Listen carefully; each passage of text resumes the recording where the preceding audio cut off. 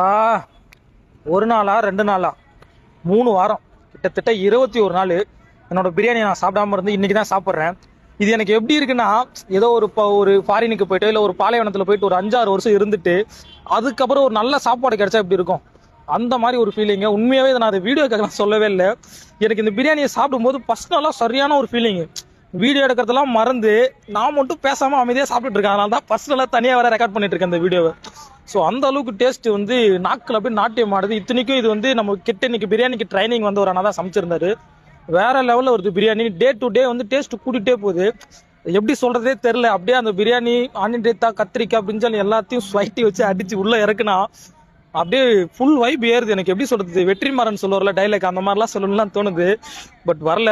But சீரியஸாக சொல்கிறேன், வேற மாதிரி இருக்குங்க பிரியாணி. நான் ஒரு 21 நாள் தவமாக கடந்து ஒரு பிரியாணி சாப்பிட்றதுக்கு ஒரு இந்த மாதிரி ஒரு தவத்துக்காக இருந்த மாதிரி ஒரு ஃபீலிங் இருக்கு.